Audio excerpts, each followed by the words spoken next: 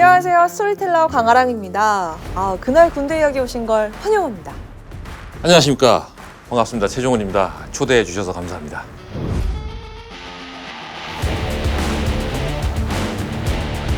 감사합니다. 충성! 그리고 며칠 뒤 네, 차렷. 충성. 일자일관 저녁 좀 하는 보고. 근데 녹화 들어오기 전에 잠깐 들어보니까 고향이 강릉이시라고요? 네, 강릉에서 이제 나고 자랐고 학교도 다 이제 강릉에서 졸업했습니다. 뭐 군대랑도 인연이 많고 부대가 많지 않습니까, 그쪽이? 예. 그렇죠. 강원도 쪽에 부대가 많긴 한데 그럼 어떤 인연이 있었는지 들어볼까요? 그때 뭐 하나의 에피소드가 있는데 제가 고등학교 때 이제 아르바이트를 했어요. 공사를 공군 비행장 안에서 뭔가를 이제 짓는. 그래서 비행장 안에서 일을 하는데 그 공군 조종사분들이 이렇게 뭐 이렇게 헬멧 같은 거 이렇게 들고 가잖아요. 그게 너무 멋있어 보이는 거예요. 그래서 나도 공군 한번 해볼까 뭐 이런 생각을 해본 적이 있습니다. 정말 한때 그 전투 조종사를 동경했던 우리 최종훈 씨에게는 오늘의 주인공이 정말로 대단해 보일 것 같은데요. 안녕하세요. 스토리텔러 김경식입니다. 그날 군대 이야기에 오신 것을 환영합니다. 초대해 주셔서 감사합니다. 배우 전하영입니다.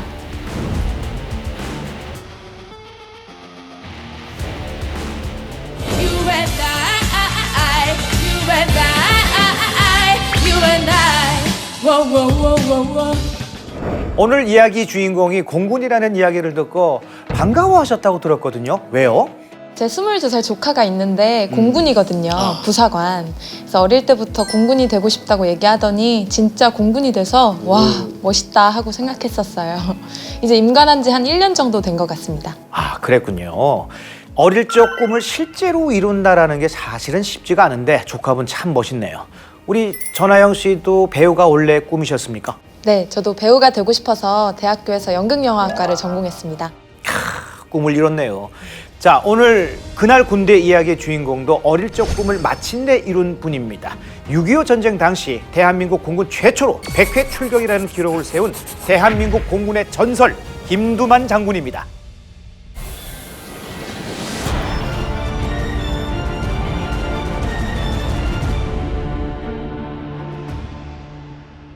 (1940~50년대엔) 비행기는커녕 자동차 구경도 어려웠을 시절이죠. 1927년생인 김두만 장군은 어떻게 비행기 조종사가 됐을까요? 뭐 약간 지금으로 말하면은 금수저, 좀 부유한 집안 뭐 이런 거 아닐까요? 그렇게 생각을 할 수도 있지만 오히려 그 반대였습니다. 아버지가 돌아가신 뒤 일본에 있는 작은아버지 댁으로 가게 됐는데 어려운 형편 탓에 비행학교 수업료를 마련하기 위해서 스스로 돈을 벌어야 했다고 합니다. 이분은 정말로 조종사가 진짜로 되고 싶었나 보다. 하루하루 열심히 일을 해서 돈을 모으던 소녀는 어느 날 길가에 붙어있는 포스터 하나를 보게 되는데요. 거기엔 육군 소년 비행병 모집이라고 쓰여 있었는데 심지어 모든 교육비가 공짜였습니다. 교육비가 공짜, 어떻게 그래요? 17살 조선인 소년도 자신에게 큰 행운이 찾아온 줄 알았지만 정반대였습니다. 전투기에 폭탄을 실은 채로 적의 함대에 돌진하는 가미카제 조종사로 뽑힌 것이었죠. 가미카제로 희생될 뻔했지만 일본이 패망을 하면서 청년 김두만은 고국으로 돌아올 수가 있었습니다. 자, 그리고 1948년 3월 남조선 국방경비대 보병학교에 입학을 하는데요. 조종사인데 왜 보병학교에 가죠? 1945년 해방 직후 우리나라의 공군은 창설되지 않았기 때문입니다. 때문에 49년 10월 1일이 돼서야 공군은 육군에서 분리 독립하게 됩니다. 창설부터 어려웠기 때문에 처음엔 병력만 있고 항공기도 없었다고 합니다. 그러다가 나중에 미국으로부터 연락용 정찰기인 L4 항공기와 L4보다 항속거리가 좀 더 긴 L5 항공기를 제공받게 됩니다. 그러면은 전투기는 없었던 거네요? 그렇죠. 당시 우리 정부는 전투기가 꼭 필요하다는 생각에 특별한 방법을 생각을 해내는데요. 대국민 항공기 헌납 운동을 통해서 국민성금 3억 5천만 원을 모으게 됩니다. 이 돈으로 T6라는 훈련기 10대를 구매하게 됩니다.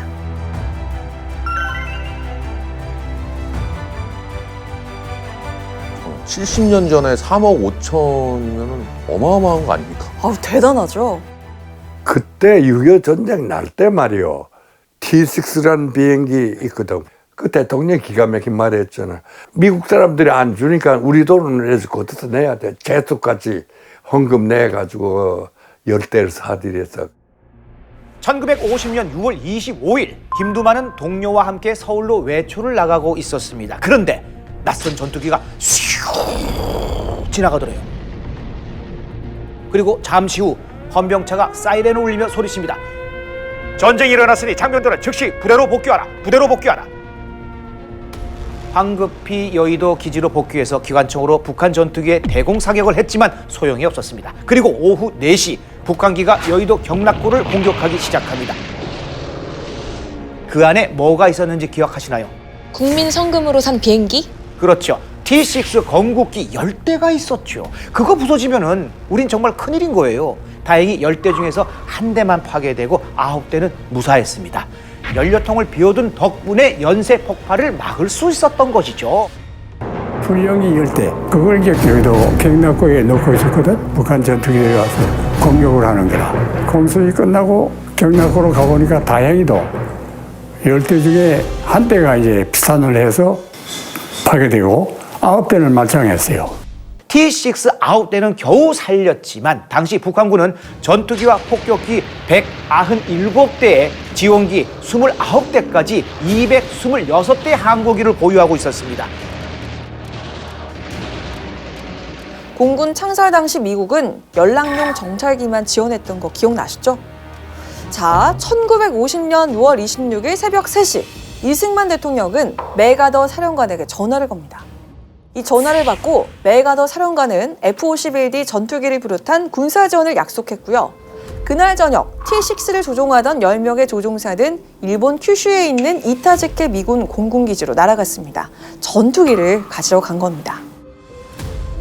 그럼 T6는 누가 조종하지? T6 건국기의 조종사 10명이 모두 전투기를 가지러 일본에 갔잖아요. 26일 저녁 여의도 기지에 온 김정열 공군참모총장이 당시 김두만 중위에게 이렇게 묻습니다. 김중희, T6를 조종할 자신 있나? 예, 그렇지 않아도 적기에 사격 한번 못 해보고 죽기는 억울하다고 생각했던 참입니다. 명령만 내려주십시오. 당장 내일부터 타겠습니다. 26일 날 밤에 여의도에 와가지고 이제 나보고 T6 살 수 있겠냐고 물어보더라고. 그래서 명령하시면 타겠습니다. 그랬더니 그럼 내일부터 타라. 이렇게 돼서 T6을 타게 된 거거든. 김두만 중위가 조종하던 L5 항공기는 무기를 장착할 수 없는 정찰기였지만 그래도 국민 성금으로 들어온 T6는 기관총 장착이 가능한 항공기였거든요.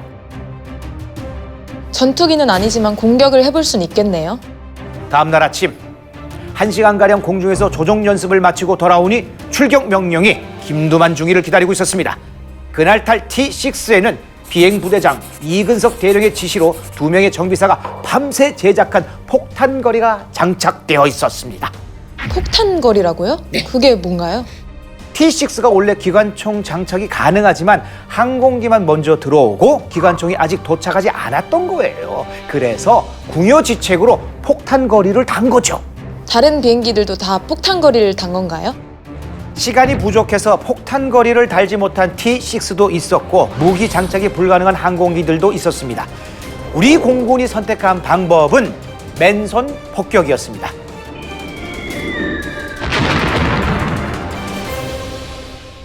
공군 경비행기가 앞에 타고 뒤에 타고 이 타는데 그건 폭탄도 실을 수도 없고 하니까는 밑에는 빤하게 보이고 하니까는 수류탄을 던지는 거지.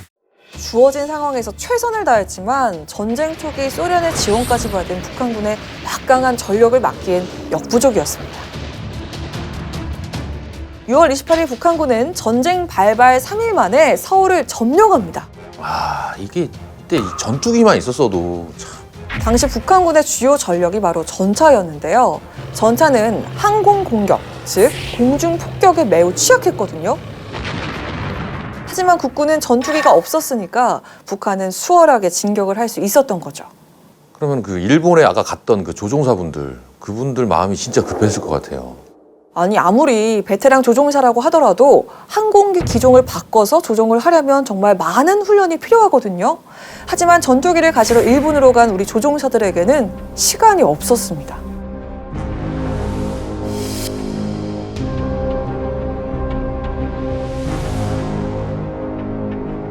(7월 2일) 대구 기지에 도착한 10인의 조종사는 바로 다음 날부터 출격에 나섰는데요. 하지만 출격 이틀째인 7월 4일 비행부대장 이근석 대령이 전사하고 말았습니다. 그에게는 100일 된 딸과 아내, 태중의 아들이 있었다고 합니다.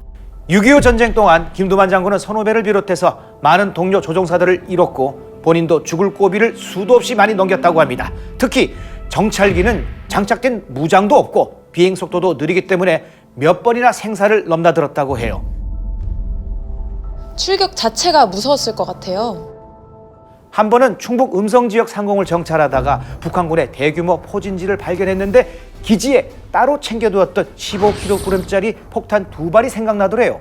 대전기지로 가서 폭탄을 가져와서 떨어뜨리고 기술을 돌리는데 꽝! 피격을 당했나요? 조금만 비껴 맞았더라면 연료통이 폭발해서 목숨을 잃을 뻔도 했다고 합니다. 그렇게 목숨을 걸고 맞섰지만 낙동강까지 내려가게 됩니다. 낙동강 방어선을 지키기 위한 전투는 너무나 치열했는데요. 김두만 장군의 기억 속에 당시 낙동강 강물은 붉은 핏빛이었다고 합니다. 진에서 떠가지고 주로 이제 낙동강 그 전선 일대를 이제 정찰할 때 목격했는데 하여튼 낙동강 물이 빨개요. 핏물이에요, 핏물. 얼마나 사람이 그게 치열한 전투가 벌어졌는지. 미군군의 그 제공권이 없었으면은 그 낙동강 뭐 방어를 못했을 것 같아요. 속절없이 밀리던 전세는 1950년 9월 15일 인천 상륙작전 성공으로 한순간에 뒤집힙니다. 9월 28일 서울 탈환 후 북진하면서 우리 공군도 진해기지에 있던 모든 항공전력을 여의도 기지로 옮겨오게 되는데요. 그로부터 며칠 뒤 당시 김두만 중위에게 전투기를 조종할 기회가 찾아왔습니다. 드디어.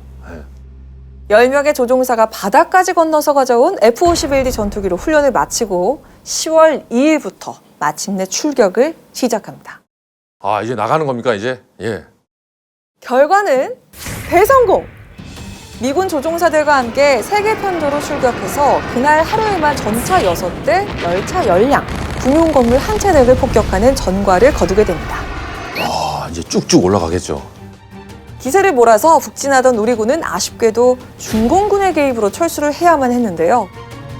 이때 우리 비행부대의 주력인 F-51D 전투기 6대와 조종사들은 제주기지로 옮겨가게 됩니다. 왜 제주도까지 갔을까요? 제주 기지에서 김두만은 F-51D 전투기 조종사들을 훈련시켰습니다. 여기저기 기지를 몇 번이나 옮기고 전투를 치르는 와중에 조종사 양성까지 하려면 얼마나 힘들었겠습니까? 하지만 포기할 수 없었습니다. 공군의 간절한 소망은 바로 단독 출격이었던 거죠. 우리 조종사들이 너무 훈련을 못 받고 그냥 출격을 하니까 상당히 엎드렸단 말이에요. 그래서 미 공군 조종사하고 이제 같이 가서 하면은 좀 낫다 이거죠. 그래서 보토한 메이저 횟수를 유치한 몇 명의 미국 조종사하고 우리 공군, 우리 선배 조종사들이 같이 이제 그 후에 이제 출격하게 되죠. 1951년 10월 11일 대한민국 공군의 역사적인 단독 출격 작전이 진행되었습니다. 김두만은 제2편대장으로 6.25 당시 전진부대였던 강릉기지를 이룩하는데요. 그동안 미군 조종사들의 윙맨으로 출격했던 우리 전투기 조종사가 편대장이 되어 공중 지휘를 하게 된 거죠. 가슴이 벅차오르는 기분이에요. 기억하시죠? 처음 전쟁이 시작될 때 우리 공군에는 전투기가 한 대도 없었습니다. 그랬던 우리가 단독 출격 작전이라는 큰 성과를 거둔 겁니다. 그리고 여기에 또 하나, 1952년 1월 11일 우리 공군의 뜻깊은 기록이 탄생합니다. 그 기록의 주인공이 김두만 장군님? 그날 아침 김두만은 늘 그렇듯이 임무를 받고 출격에 나섰습니다. 금강산 일대에 있던 적의 보급기지를 파괴하는 임무를 완수하고 강릉기지로 귀환을 했는데 장병들이 비행기가 내리는 곳으로 달려오더랍니다. 사람들이 달려온다고요? 강릉 전진부대장이었던 김신대령과 전투조종사의 정비사까지 아주 환호를 지르면서 달려오더래요. 왜 달려왔을까? 곧이어 그들은 미리 준비한 플래카드를 펼쳐 들었습니다. 거기엔 이렇게 적혀 있었습니다. 한번 읽어보시겠어요? 대한민국 공군 최초 100회 출격. 그럼 최종훈 씨는 1회 출격이 어떤 건지 혹시 알고 계십니까? 정확하게는 제가 모르지만 전투기를 몰고 나갔다가 무사히 돌아오는 거? 전투기가 이륙해서 목표물에 폭탄을 투하하고 기총 수사까지 다 끝내고 착륙을 해야 그걸 출격 1이라고 하는데요. 야, 이걸 전쟁통에 무려 100번이나 해냈으니까 정말 대단한 거죠. 김두만이 최초의 기록을 세웠고 6.25 전쟁 동안 총 39명의 100회 이상 출격 조종사가 탄생했다고 합니다. 멋있다. 52년 1월 11일 금강산 일대 보급기지를 공격하고 강릉에 돌아오니까 내리니까 정사들이 와 달라와. 왜 그러나 했더니 나는 그냥 한가를 하더라고. 100회 출격이 됐다는 거야. 나는 그냥 임무가 부여되면은 그거를 이제 성공적으로 수행할 거. 그것만 이제 항상 염두에 두고 비행을 하고 그랬죠. 그래서 100회 출격 날도 크게 감동하거나 그런 일은 없었습니다. 자, 그런데 엄청난 대기록을 세운 날이지만 김두만은 마음껏 기뻐할 수 없었다고 합니다. 이틀 전인 1952년 1월 9일 김두만은 편대장으로 김금성, 이일영 두 사람을 데리고 출격을 했습니다. 주 목표는 원산에 있는 철도 그 시설. 그 다음에는 로켓이나 기관총을 가지고 그 보급도를 따라가면서 그게 숨겨놓은 적의 보급 기지를 찾아서 이제 공격하는 거. 첫 번째 공격 목표였던 원산철도역의 폭탄 투하 성공한 다음 목표로 향합니다. 다음 공격 목표는 북한군 동부전선 보급기지였는데요. 바로 여기서 편대원으로 함께 출격했던 이일영 소위의 전투기가 북한군 대공포에 피격되고 말았습니다. 100회 출격 기록을 세우기 불과 이틀 전 김두만은 24 후배 조종사를 잃고 말았습니다. 100번이나 출격을 하는 동안에 동료를 잃은 적도 많고 때로는 본인도 사선을 넘나들어야 했을 텐데요. 출격을 나갔다가 죽을 고비를 넘기고 이런 생각을 하셨대요. 오늘은 살았구나. 내일은 어떨지 모르지만 오늘은 살았구나. 출격이란 목숨을 걸고 나라를 지키는 일이죠. 조종사도 사람인데 죽음에 대한 두려움이 없을 수는 없겠죠. 그렇죠. 근데 그 두려운 걸 어떻게 또 떨쳐냈을까? 하루는 그 12월 달에 그 총장이 교회 강릉 기지 순방을 했다고. 그 나를 부르더니 야, 자네 말이야 소문이 났는데 너무 용감하다 그래. 너무 이 양반이 나보고 하는 소리가 이 전쟁은 오래가고 이거 국제전쟁이야. 우리 조종사가 너무 희생되면 안 되니까 너무 무리하지 마. 내가 그러더라고. 총장이 그래 내가 뭐라 그러겠어. 네, 알겠습니다. 그런데 난 돌아서서 생각하기 아니야. 맡은 임무는 해야 돼. 그건 축제해야 되는 게 조종사의 도리다. 군인의 도리다. 적당이라는 건 없다. 100회 출격 임무를 완수한 용감한 조종사였지만 김두만도 마음속에 두려움이 있었던 건지 언젠가 동료 전투 조종사들과 함께 손금을 보러 간 적이 있었다고 합니다. 와, 진짜 손금이요? 네, 이 손금을 보러 간 그날 김두만은 이런 말을 듣게 됩니다. 아주 좋은 팔자입니다. 와, 반신반의하면서도 좋았을 것 같아요. 네, 믿는다기보다는 이제 믿고 싶은 마음이 더 크지 않았을까요?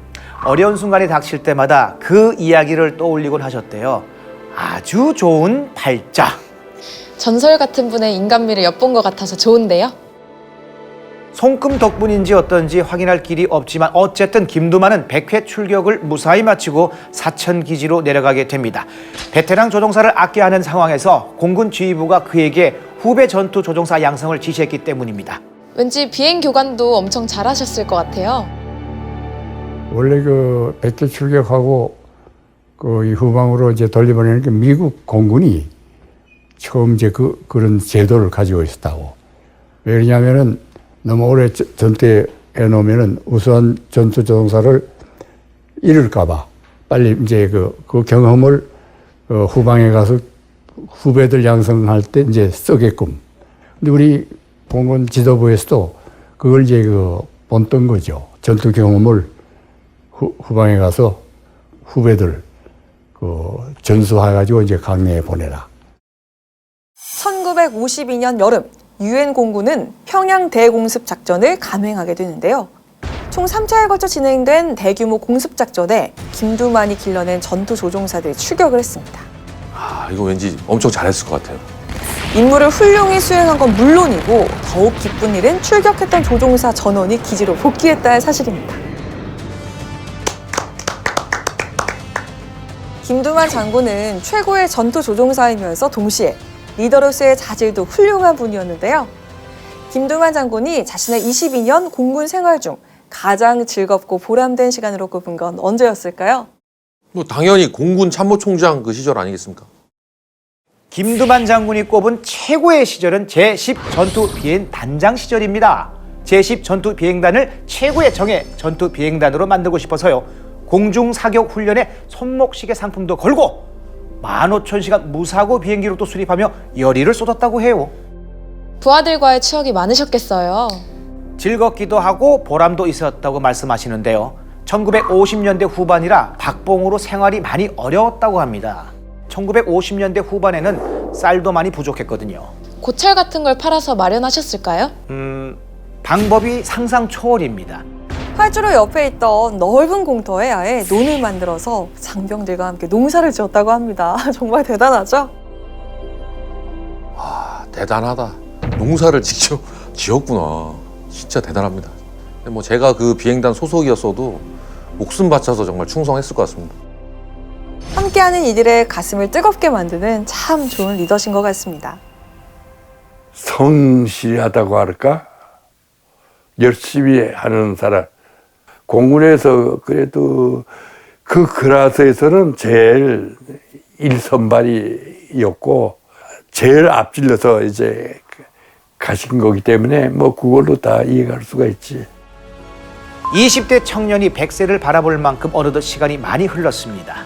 2015년 6월 23일 오후 1시 40분 FA-50 전투기가 구순을 앞둔 김두만 장군을 태우고 원주 기지를 이륙합니다.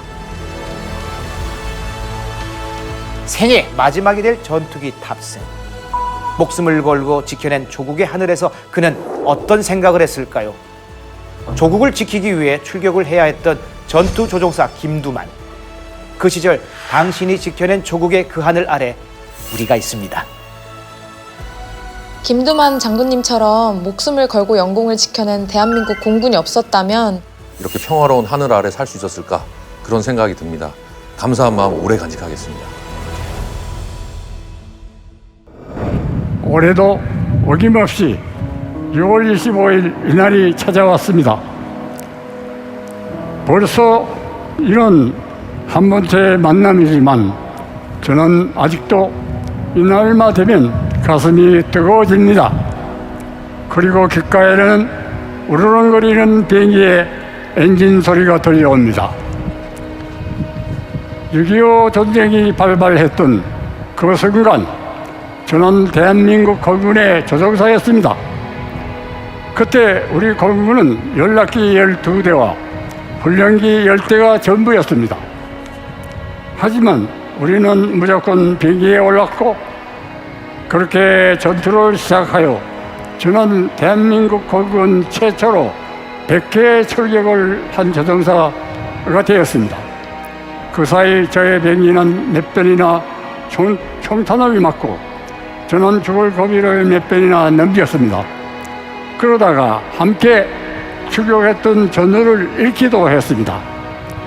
그렇게 동족 상단의 비극은 저물어 갔습니다. 우리는 손을 맞잡고 전쟁에 상처를 지어 나갔습니다. 그리고 이렇게 눈부신 발전을 이뤄냈습니다.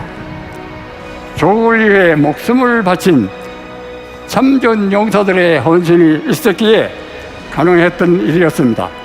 그 어떤 전투기보다도 더 높이 찬란한 미래를 향해 비상하소서. 2021년 6월 25일 대한민국 공군 조종사 김두만.